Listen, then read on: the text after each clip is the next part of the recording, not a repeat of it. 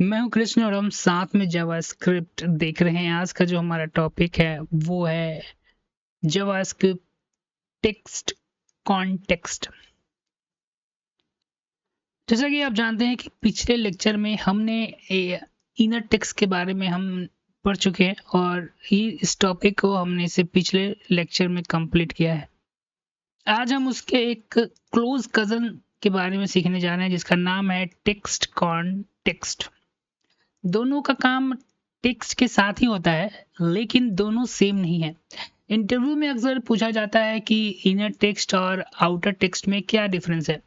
आज के लेक्चर में के बाद ये कंफ्यूजन हमेशा के लिए आपका खत्म हो जाएगा।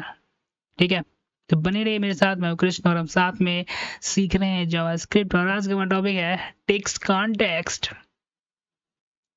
एक रियल लाइफ एग्जांपल से हम समझते हैं। इमेजिन करो कि एक अलमारी है जिसके अंदर 100 या 10 किताबें रखी हैं।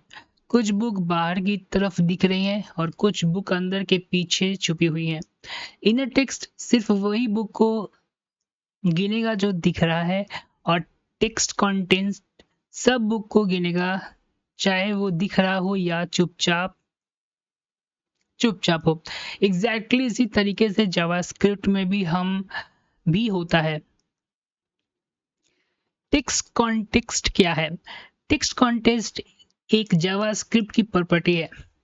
ये किसी HTML के अंदर के पूरे टेक्स्ट को रिटर्न करता है, चाहे टेक्स्ट विजुअल हो या हिडन हो, और किसी के हेल्प से हम टेक्स्ट को चेंज भी कर सकते हैं। कहने का मतलब है कि इसके हेल्प से हम टेक्स्ट को भी चेंज कर सकते हैं। स्लाइड 4 सिंटैक्स एलिमेंट डॉट जावा टेक्स्ट कंटेंट। ठीक है, टेक्स्ट को रीड करना है। Element dot text content new text text change set.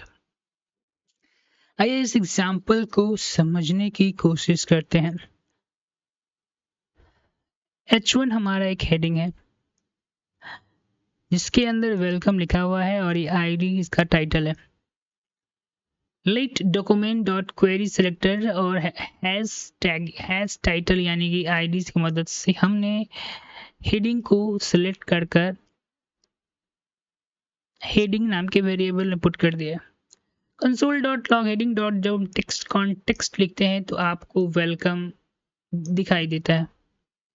ये ऐसा सेम तो इनर टेक्स्ट में भी हो रहा था। ठीक है, वो हम आगे डिस्कस करते हैं कि इसकी जरूरत आखिरकार हमें पड़ी ही क्यों। ये एग्जाम्पल ये दिखाता है कि इसके मदद से आप टेक्स्ट को भी चेंज कर सकते हैं। यहाँ पर हेलो एक टेक्स्ट है जो कि हेडिंग में लिखा हुआ है और इसका आईडी जो है वो टाइटल है।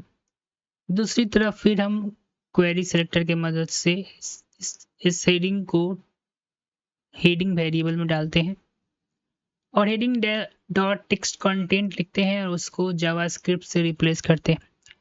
जैसे कि पहले हमारा जो आउटपुट था वो हेलो आने वाला था, लेकिन आफ्टर दैट हमारा आउटपुट जो होगा वो जावास्क्रिप्ट लिखा हुआ देगा। यानी कि हम जो है टेक्स्ट कंटेंट के मदद से हेडिंग यानी कि हेडिंग माफ कीजिएगा, ये कहने का मतलब है कि टेक्स्ट को हम चेंज कर सकते हैं।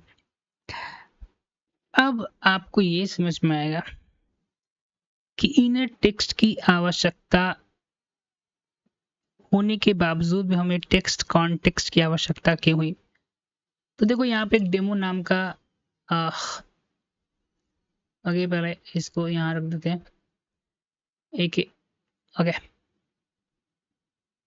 पूरा अगर कोई बात नहीं इसी तरह समझो।